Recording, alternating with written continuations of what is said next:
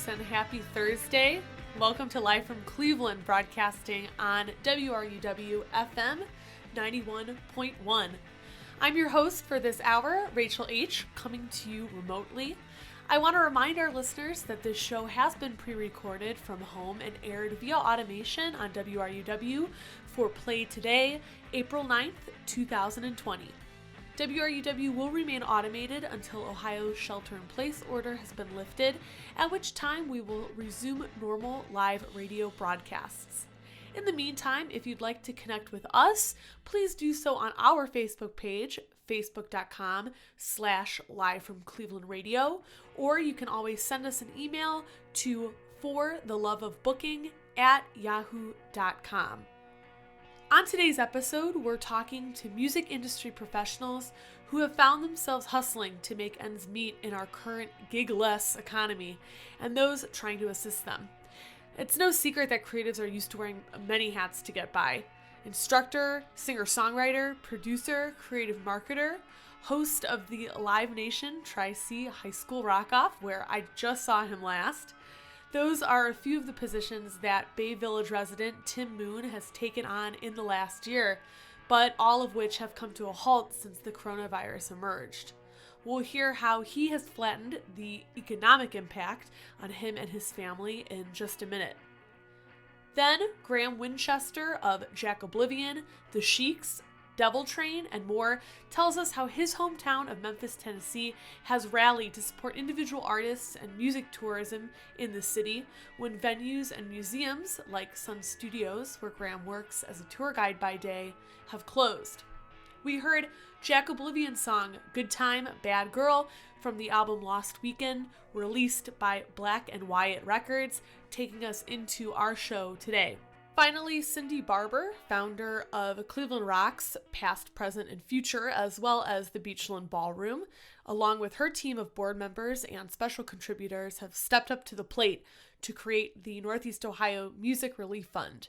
This fund will provide immediate emergency relief up to $500 to professional musicians and industry professionals to compensate for short-term income lost through unemployment and gig cancellations.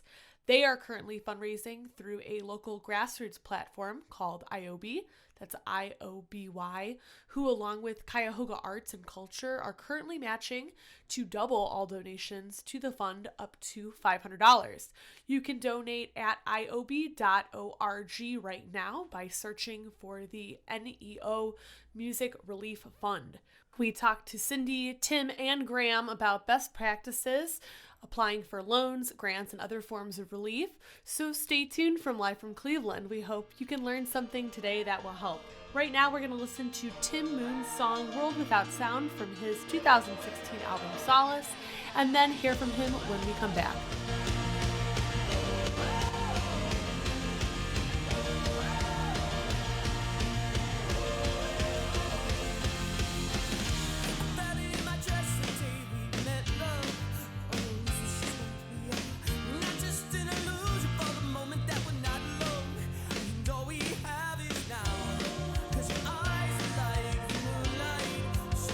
Shining in the dark, but as the dark becomes the day,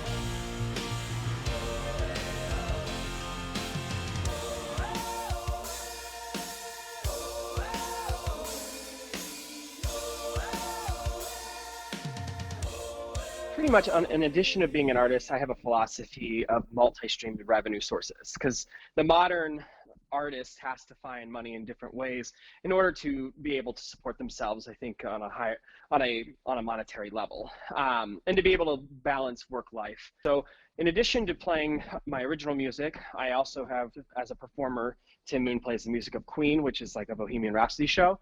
So that's another form of income.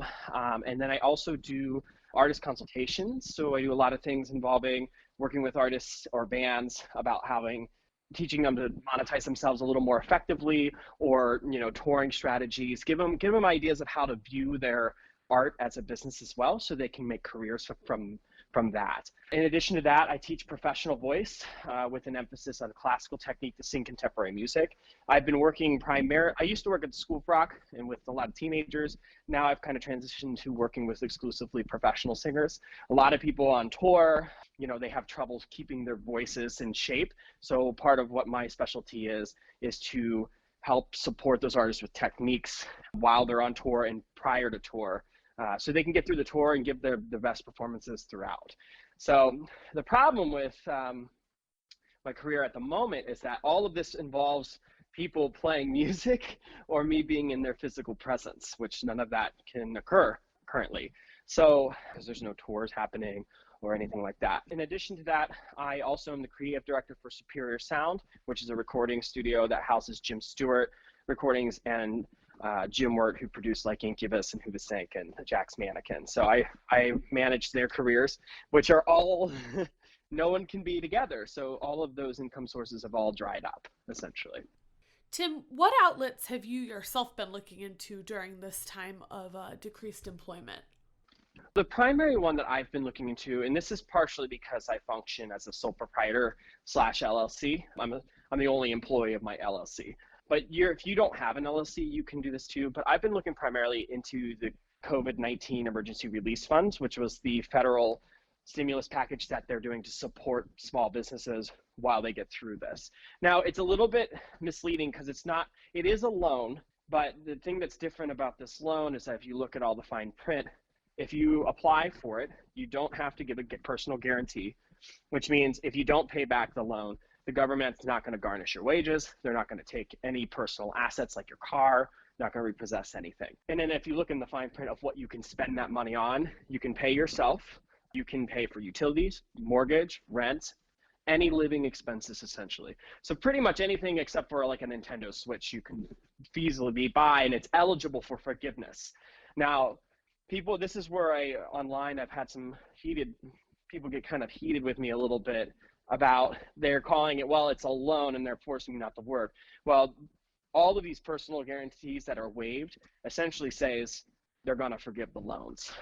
Now, you can borrow up to 2.5 times your monthly income, and that's based off of your tax year from January 1st, 2019 to February 1st, 2020. So you have to file your taxes or be able to provide that tax documentation when you go to apply for the loan. I wouldn't recommend taking the full amount because you don't know what they're going to actually forgive. So you want to just use it kind of as an income supplementer. So I'm missing, $1,000 a month from my pay. While I'm eligible for $2,500, I'm only going to take what I need. That would be my recommendation. So that way you don't put yourself in any situation where you might owe money or more money than you expect. How you apply.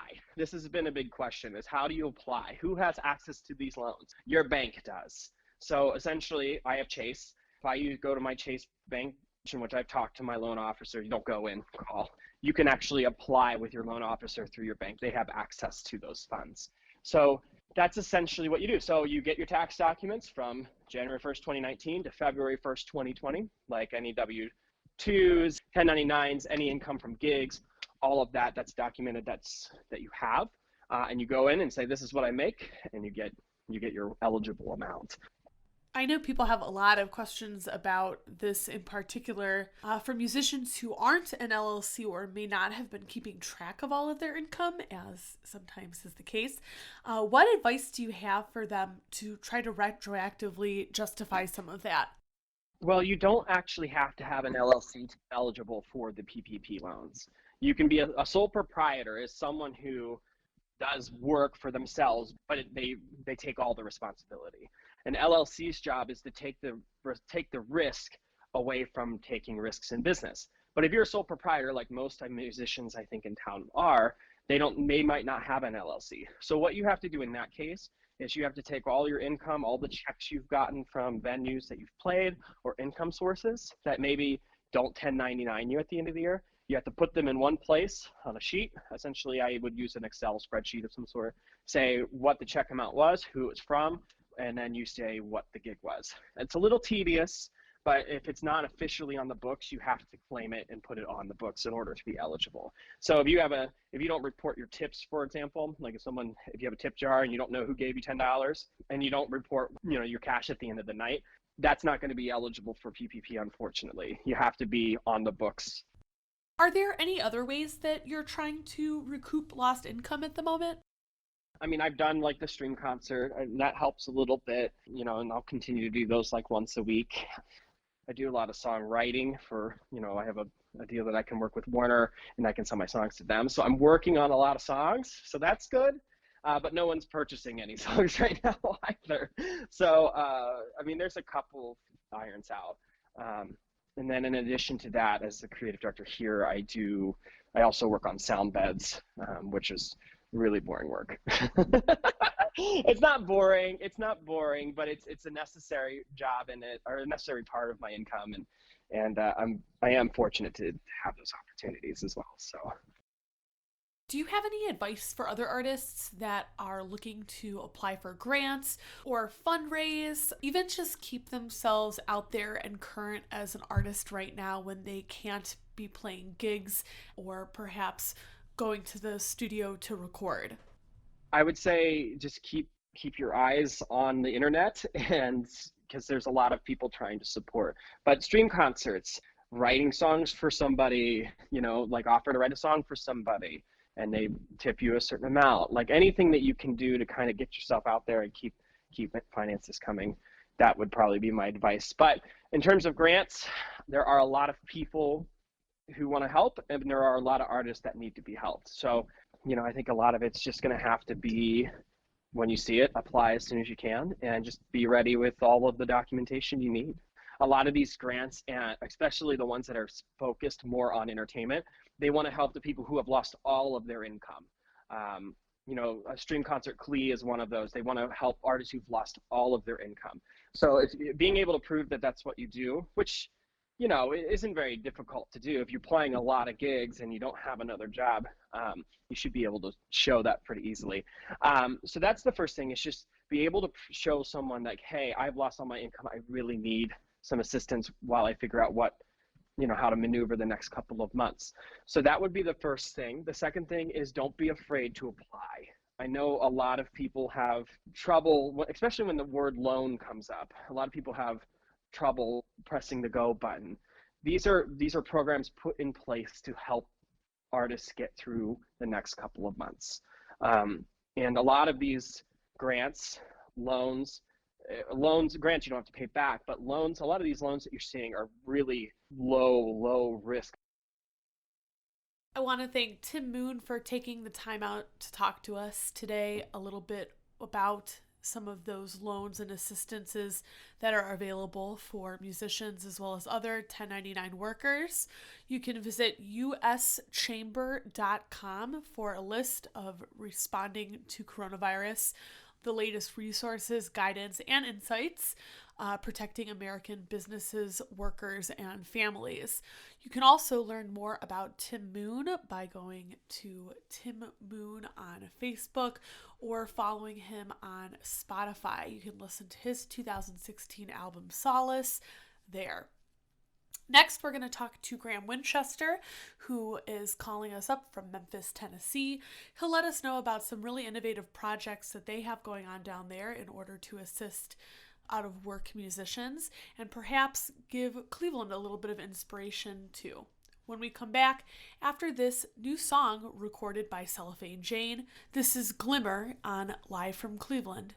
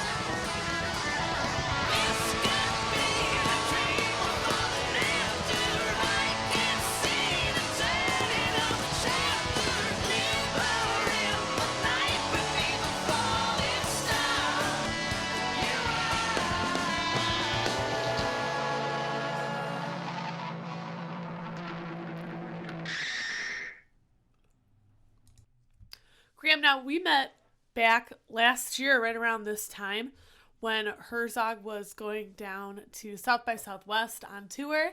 And I know a lot of other Cleveland musicians have greatly benefited from your help in Tennessee. So, for those who aren't familiar with you and your work as a musician, give us a little bit of a background on your history and what you do. Sure. I've basically just been playing in several bands since I was about 10 years old, and I'm about to turn 32 this week. And so just a couple decades of playing venues in town, and I currently play solo as Graham Winchester, play drums for Jack Oblivion in my band The Sheiks, a six-piece band called Devil Train, a Booker T and the MG's tribute band called the MDs, a party band called Cassette Set, and a duo with my friend called Turnstiles. And some of us tour, Jack Oblivion especially.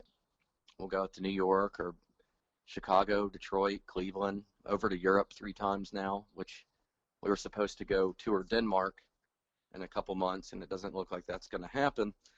But all that said, trying to do the live thing, but also put it back towards the community. And I've organized some tribute concerts for charities in Memphis. One was a tribute to David Bowie for St. Jude, which fortunately got a whole lot of support, raised almost $20,000 a couple years ago. So I've tried to work that into my whole mix. And but yeah, so mostly just live performance, and then also I'm a tour guide at Sun Studio, famous studio in Memphis where Elvis, Johnny Cash, Jerry Lee, B.B. King, Howlin' Wolf, Carl Perkins, a lot of people got their start. When I'm not doing that, father of 2, very busy. I follow you on Facebook at Graham Winchester Music, and I really see how often you're playing out in Memphis and also on tour. How many gigs do you think that you have conservatively missed out on during this COVID epidemic? And what kind of a financial loss are we really talking about? I think that it's really astounding to people who kind of look at musicians or, artists as, well, this is a hobby for them or something that they're doing on the side.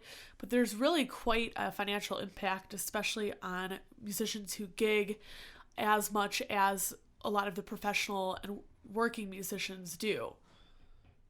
Yeah, so I've averaged between 7 and 9 shows a week, usually playing every night of the week. If not, I'll play 3 times on a Saturday and twice on a Sunday. So there's 5 shows there, and then usually several sprinkled throughout the week, including a weekly Monday night residency and a Wednesday night residency that I was holding up until COVID became a thing. And yeah, about 32 to 38 shows a month is what I averaged last year and the beginning of this year. And I mean, yeah, if you even if you put a very basic low end $100 per gig on each gig, then you can do the math. It's about 3,000 or 4,000 there, and most of those gigs pay double that. So it's kind of hurting pretty hard, and reality is definitely kicking in. A good friend of mine that's a very esteemed doctor here in Memphis at both St. Jude and Le Bonheur hospitals says he thinks Memphis is probably about 4.5, 5 weeks from the peak of COVID here, which is totally frightening medically, but also frightening financially. And just going to have to come up with more creative ways to make money. I have found certain ways so far to get by, and for that I'm very thankful. One of those ways that you'd previously told me about was a program called Music Export Memphis. For people in Cleveland, what is that program like, and what type of assistance are they offering you at the moment? Sure. So Music Export Memphis is a really amazing organization. A friend of mine named Elizabeth Cowain started here in Memphis.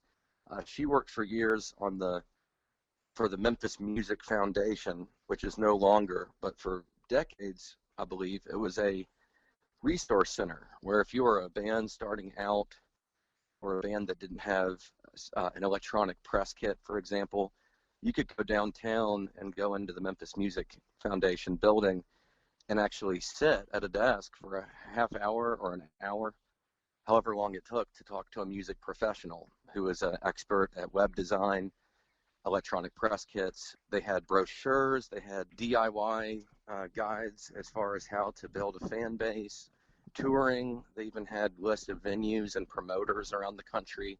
I mean, they were basically giving you all that gold mine information that you feel weird asking your buddies for, you know. So Elizabeth went from that to Music Export Memphis, which is this wonderful group. But what they do is they put a high value on Memphis musicians going to different parts of the world. You know, Memphis, much like Cleveland or New Orleans, has a brand, and there's especially a lot of people in Europe that are very familiar with Sun Studio, Stax Records, Al Green, and what he did at Royal Records. There's a Memphis brand that they believe is very important to our city's success as a music city and as a tourism industry with Elvis and Graceland and all the other, you know, Civil Rights Museum. And so what they'll do is they'll give grants to touring bands. Just straight up, you go to their website, you fill out an application as far as who you are, you upload any sort of press that you've gotten, whether it's record reviews or tour reviews or show reviews, and you list out the tour dates that you have upcoming, so they can fund a specific tour. Or if you're playing, let's just say, basically you have to be playing 5 or more nights out of town. That could be all throughout the year. So if it's January and I'm playing one weekend in Dallas, and then in March I'm playing Cleveland, and then June I'm playing San Francisco, and so on, they will still give you a grant if you qualify. And basically that just comes in the form of a check. And they want you to, they give you 90% before you embark on your tour, so that you can actually buy supplies or promotion materials or gas or food for the road. And then they give you 10% of the grant once you complete your tour. All they ask of you is that you promote the brand and that you hashtag Music Export Memphis and 3 or more social media posts, which in my experience, the Jack Oblivion band, we passed for a grant. We were supposed to go to Texas this weekend, and next weekend we were going to go to Chicago, Springfield, and Lafayette. And what ended up happening is the virus broke out, and Music Export Memphis still sent us the check. Even though we're not going on the tour, they've turned it into giving the bands that they were going to give grants to during this epidemic the money anyways, just because they know we could use it. So it's pretty amazing. And they've actually, I think, allocated in 2 years $50,000 to local Memphis musicians.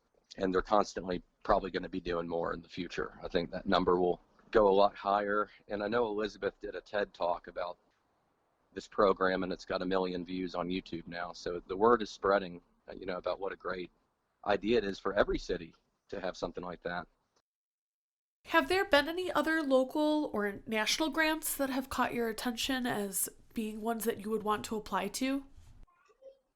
Yeah, so as far as more national, I'm actually about to apply, and I've got some friends that have already applied to the national, it's NARIS. It's like the Grammy Recording Club, the National Academy for Recording Arts and Sciences or something like that, but it's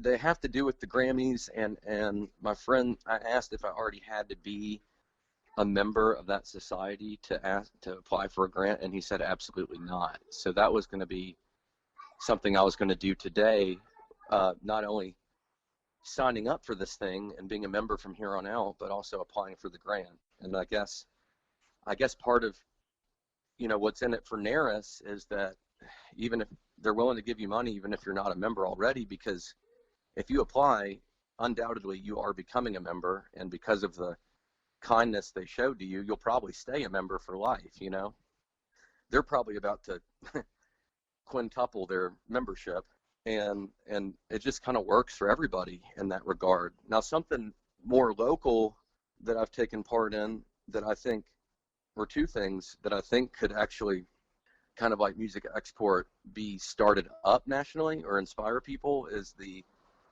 Memphis Library is giving me a guaranteed amount of money to film a 25-minute performance of myself playing songs, and they're going to put it in their music archive for all time, I believe. So I think that's cool.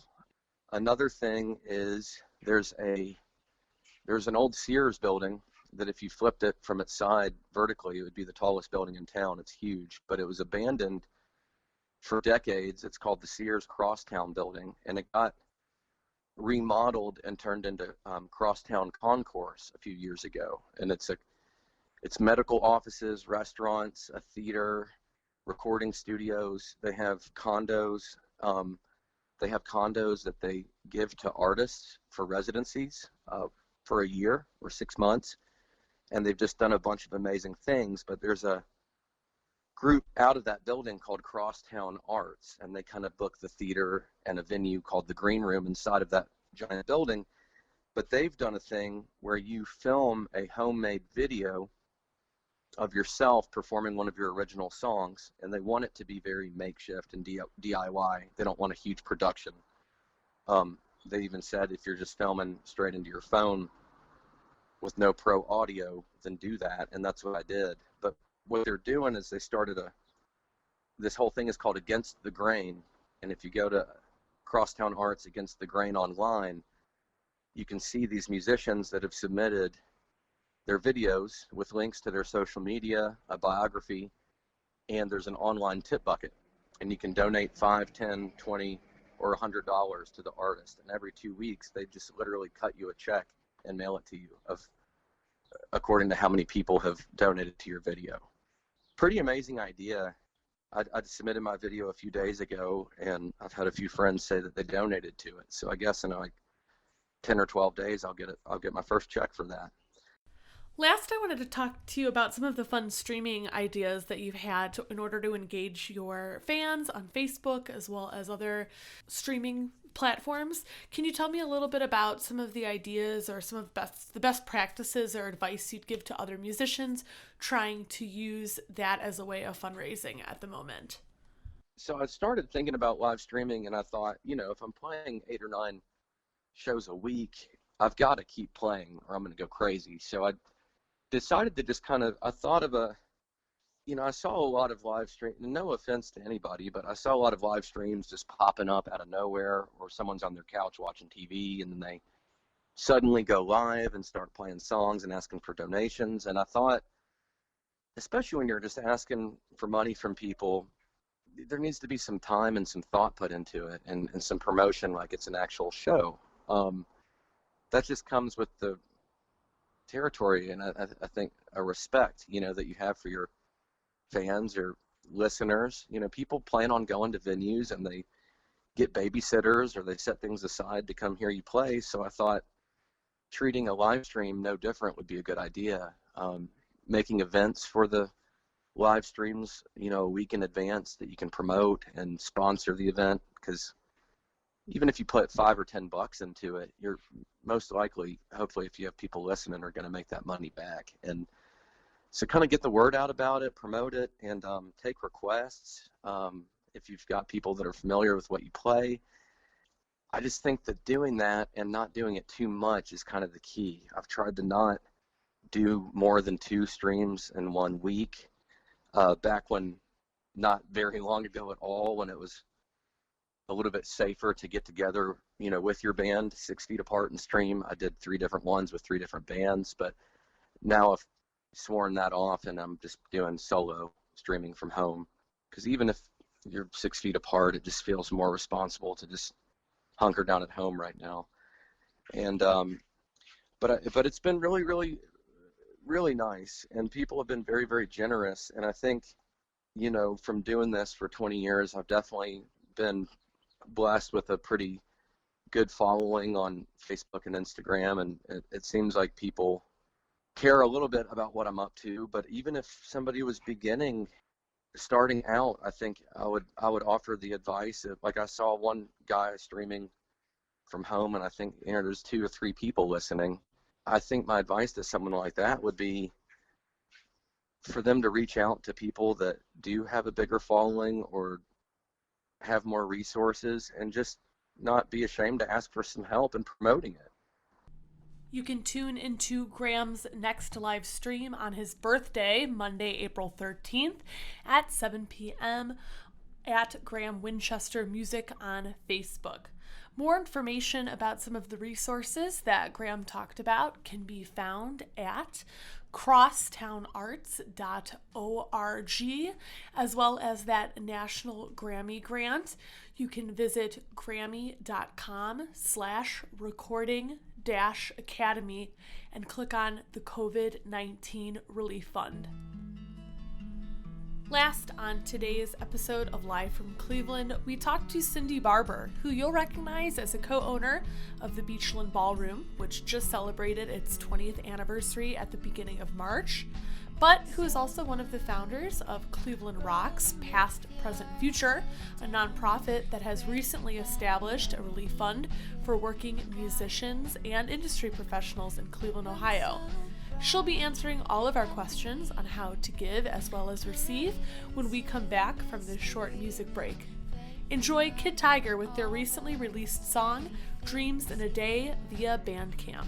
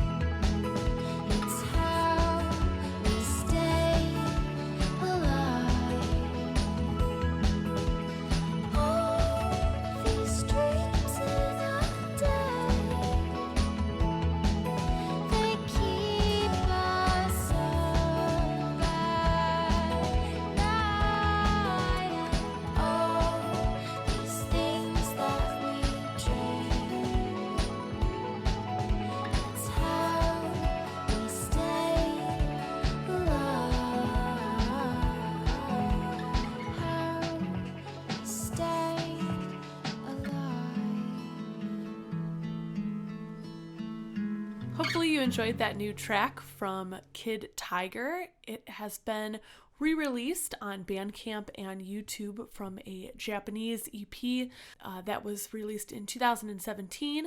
The song was called Dreams in a Day from the Little Dreamer EP, and you can listen to it exclusively on Bandcamp and YouTube. As a reminder, you are listening to Live from Cleveland on WRUW-FM 91.1. I'm Rachel H., and next I'm talking to Cindy Barber, one of the co-owners of the Beachland Ballroom, as well as a founder of Cleveland Rocks, Past, Present, Future. Cindy, for those Clevelanders out there that might not be aware of the Cleveland Rocks mission, can you give us a little bit of a refresher? Cleveland Rocks, Past, Present, and Future was started in 2012. My friend Ken Margolis, who was the nonprofit legal teach professor at Case Western Reserve, heard a lot of people talking about the need for more support for local musicians and what might be able to be done. So he helped me put this nonprofit together with the mission of the past, the present, and the future idea of we wanted to mine some of the history that had happened in Cleveland. My friend Steve Popovich had just passed away, and before he had a chance to really write his book or tell a story, and we sort of lost Jane Scott before we really got to document her, so that was part of what I was thinking. And then to try to really work on developing a music economy here that would support all the wonderful artists that do things and create good music, but the problem without having a music industry infrastructure is that you see the cycle happening over and over again where bands, start, they get together, they're like into it 18 months, they've done all this hard work, they've created this wonderful record, and then they don't have any place to try to go next, unless you've got like real support outside of the city, like the Black Keys were able to develop, or Welshly Arms, or Lighthouse and the Whaler. There's been a few people that have been able to do that, but it's really hard to kind of get a foothold someplace. So the idea, was for the nonprofit to be a resource for that. But I just got some help recently through the Ohio Arts Council capacity building, so I was able to pull some really wonderful new board people who have experience in finance and legal areas and technology and things like that. So, and I got some consulting. So my friend Sarah Georgi, who does a lot of nonprofit development work, has jumped on board and brought in a development director, Lisa Paul-Sarek, and I was able to hire an assistant. And, so we were in the process of kind of creating this vision that I've had for a long time to create the Nomad Music Hub, Northeast Ohio Music Arts Development, because I was able to buy the building next to the beachland through the nonprofit, and the idea is to turn that whole complex into some kind of incubator space, teaching space. We were just in the process of working on starting with the music save space next door, because that's been sitting empty for about 2 years now. So we got matching funding, and we're starting an IOBI campaign, which is a online platform, a national online platform to do grassroots fundraising to create creative placemaking. That was all in the works, and we were doing really wonderfully. And then this virus hit, and the venues were told to shut down, and everybody is sort of scrambling and trying to figure out what their next move is. So we decided to sort of change course and try to help in some way. And so who are some of the people that you've been working with in order to make these dreams become a reality? Well, Jack Bosnick, who's the vice president of 8th Day Sound, has been on the board for quite some time. 8th Day is the second largest production company in the world, and they happen to be right here in Highland Heights. And then David Spiro, who's been on the board for a long time. David was a DJ at WMMS back in the early days, but then has gone on to do management and has been managing people like Dickie Betts, and he managed Joe Walsh for a while, and he's now managing Journey and a few others. And Adam Fishman, who's the head of Pinecrest, is on my board, has really helped a lot to connect me with a bunch of people who are music fans.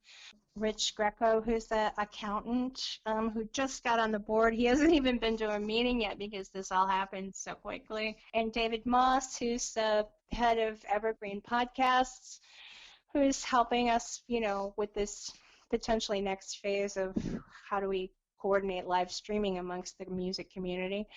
And Don Marshman, who's the marketing director at House of Blues, is on the board. So, we've got a good group of people, and then with this Neo Music relief funds that we're doing, we're getting, we had to put a committee together. We got advice on how to structure all of this. So we needed to make sure that, we put a committee together that's, adjacent to the music community, but they're not, they have their own wherewithal. They're not going to be in need or like part of the venue community. So Lisa V from the Rock Hall is going to be on the committee, and John Panza, who has his own foundation and knows how to give out money under these same types of circumstances. And then Lisa Klaus, who just started that Cleveland music industry Facebook page, is going to be on the committee.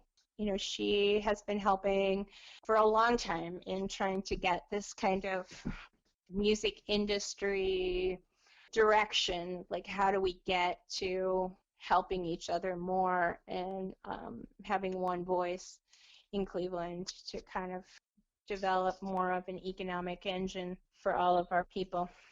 So you've assembled this team now. What are some of the first steps that you need to do in order to get this thing really jump-started? Well, we're trying to get donations first because we've already got more applications than we have donations. So, I think we're at like 15 to 20 applications so far without really even putting it out there.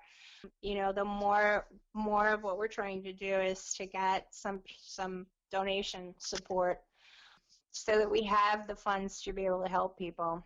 So we have a couple of weeks. The way we designed it is that we're going to give all these applications to the committee and then be able to make the announcement and give the money out every 2 weeks.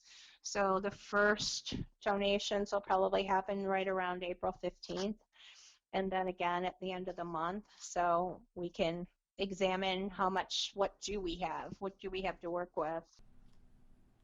What kind of assistance can the musicians as well as industry professionals expect to get out of this application process, as well as what are some of the things that you're really looking for from the artists at this point? If you go online, you can see the fact page. It's an FAQ up in the corner, and you can see that. We're saying that we'll give up to $500.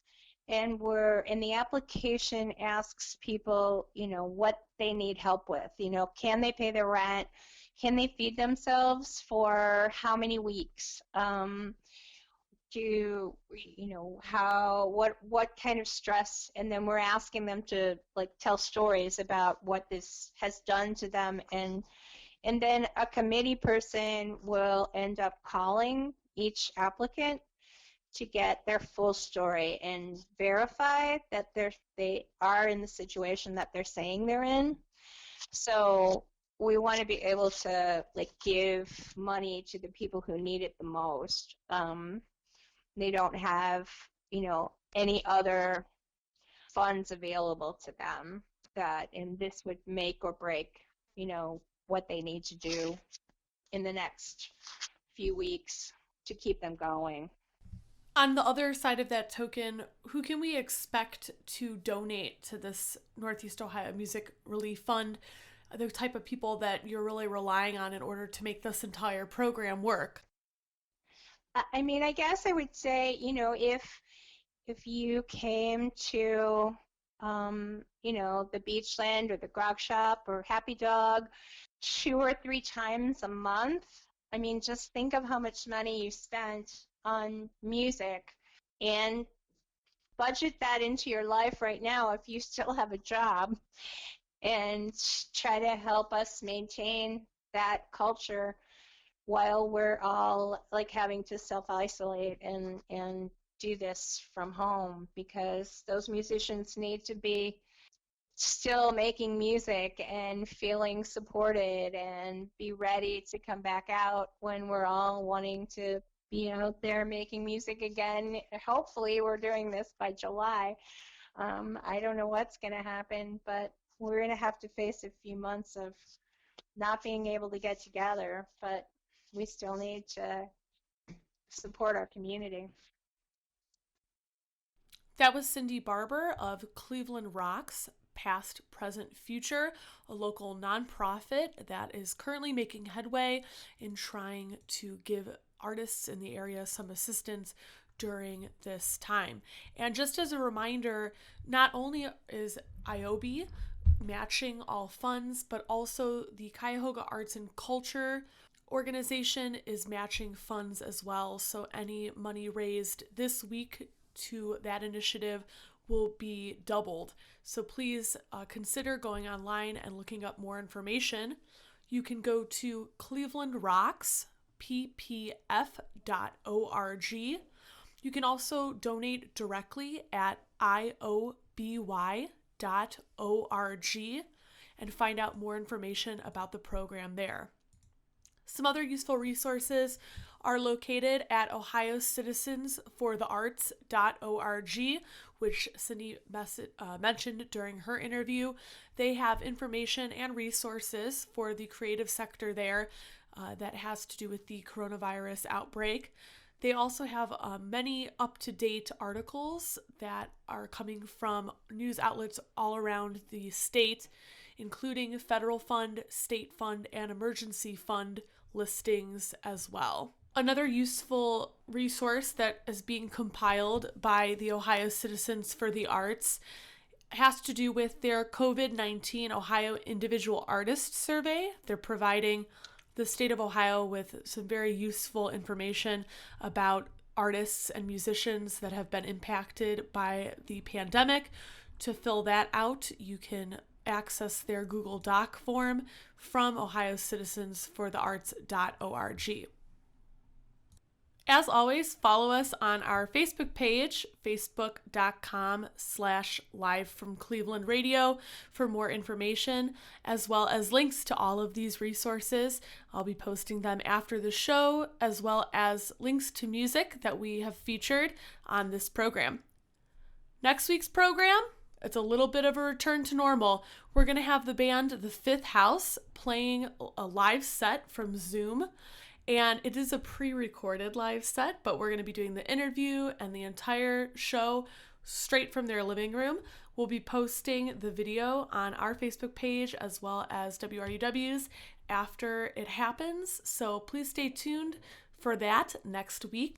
Tonight we're going out with The Fifth House, their song Sing Together from the 2019 album Too Many Dreams. We will be back with them next week where we will learn more about the band as well as what they're doing to stay busy during this pandemic. Thanks for tuning in tonight. I'm Rachel H. and you've been listening to WRUW-FM 91.1 Cleveland. This has been another non-traditional episode of Live from Cleveland. Have a great night.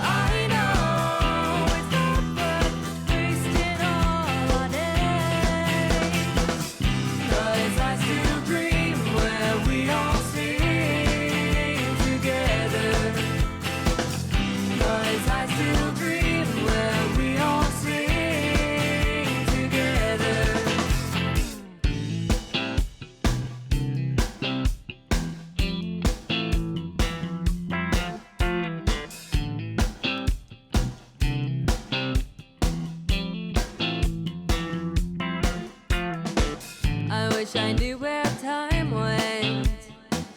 Where are all those years? I wish I knew that time spent was wasted on raging fear. I wish I had my mind back, but not between my ears. But the one up in the clouds that dreams so loud. I know we can't go fixing our mistakes, but I know it's not worth wasting all our days. 'Cause I still dream where we all sing together. 'Cause I still dream where we all sing together.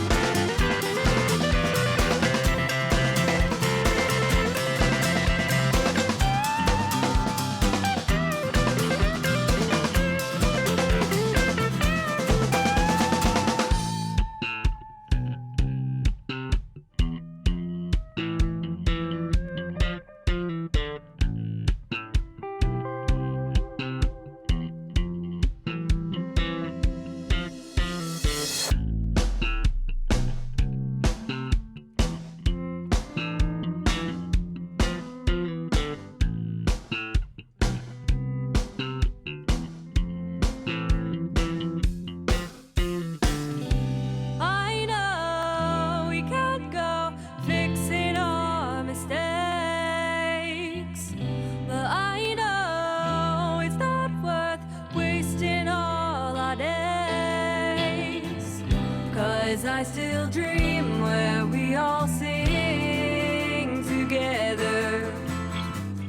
'Cause I still dream where we all sing